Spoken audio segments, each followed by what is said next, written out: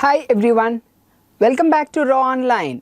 Today we shall see about a short topic, of course an important topic, ulcers of the intestine. It's more of a clinical as well as a pathological subject.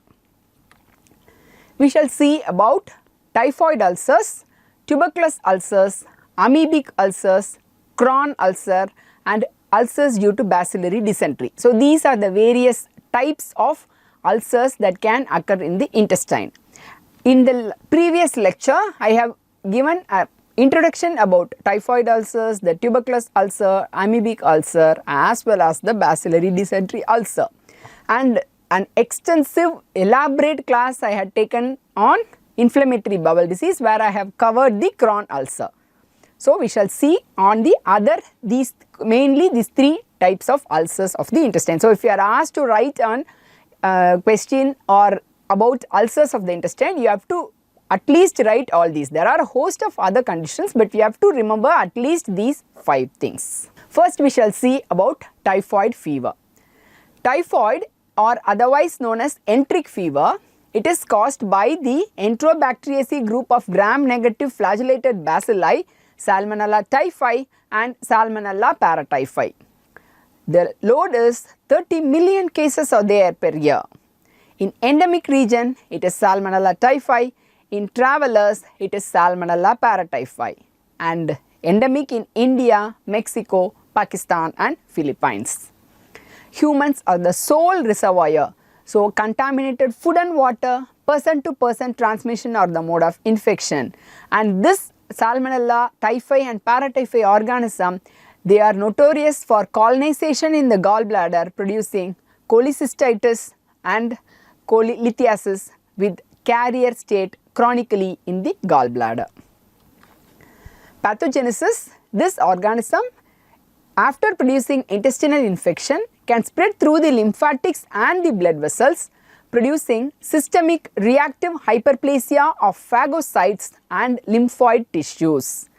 And this is resistant to gastric acid and invades the small intestinal M cells. So the pathogenesis, this Salmonella typhi, it is taken up by the M cells or the microfold cells of the enterocytes.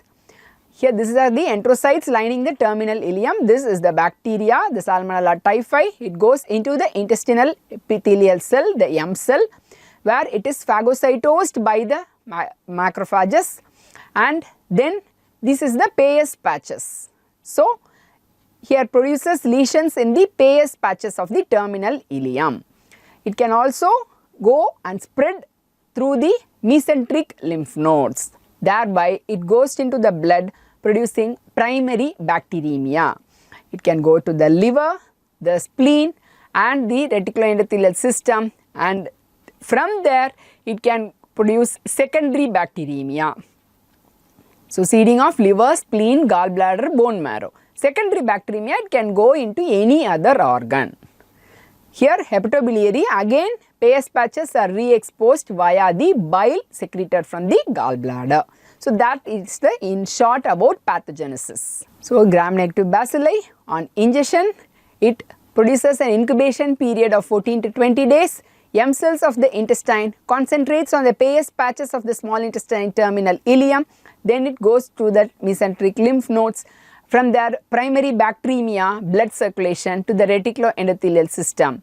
Then from there, secondary bacteremia, generalized infection, and it can be shed through the feces. Signs and symptoms include typical fever pattern, nausea, abdominal pain and rarely diarrhea also. Typical stages, there are various stages of typhoid fever. In the first week there is bacteremia. So that must be because of this primary bacteremia. Second week there is this reticuloendothelial system is affected. So splenomegaly, liver enlargement and necrosis, involvement of lymphadenopathy and bone marrow, etc.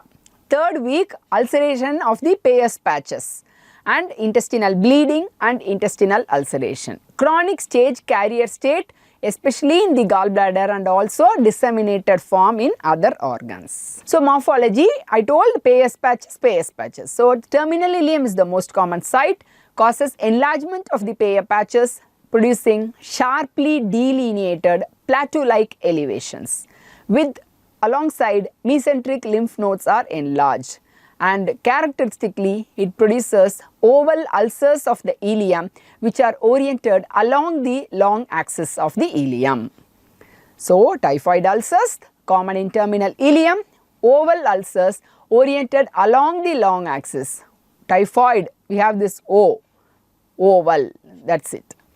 And the ulcer crater, it has sloughed mucosa which consists of neutrophils, macrophages with the bacteria and RBC. So, there is hemophagocytosis. The macrophages have engulfed the RBCs. Margins can be raised, and this typhoid ulcer of the ileum is notorious for perforation. So, perforation is very common with this typhoid ulcers of the ileum. Secondary from the bacteremia through mesenteric lymph nodes, it can spread to the reticuloendothelial system. So, the spleen can be enlarged, soft with a pale red pulp, obliterated follicular markings with phagocytosed hyperplasia. So, in the second week we have to search for this hepatosplenomegaly should be sought. Liver, it produces typhoid nodules, which is nothing but foci of parenchymal necrosis where hepatocytes are replaced by the macrophage aggregates. So, as I told cholera in the previous class in history, John Snow, how he narrowed down the cholera outbreak in London, there is another story regarding this typhoid. So, this Mary Mallon was a Irish cook. She was a cook in the prison in New York. There was continuously people were exposed to this some infection, they did not find out the etiology, and people were continuously falling ill one after the other. They could not find out what was the reason. They thought of water or some other thing. Then ultimately they narrowed down to this lady who was the cook in that prison. So, that goes the history, Typhoid Mary. So, she was the chronic carrier of this typhoid bacilli.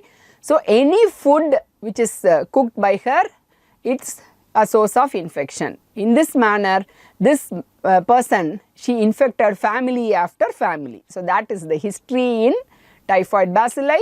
It is Typhoid Mary. So, this story I have told. She was the carrier for this outbreak. So, the media, they were very inquisitive and were searching for what were the reasons. So, this is the classic picture the media published. So, breaking the skulls into the skillet. So, it was producing various number of fatal outbreaks. Typhoid Mary.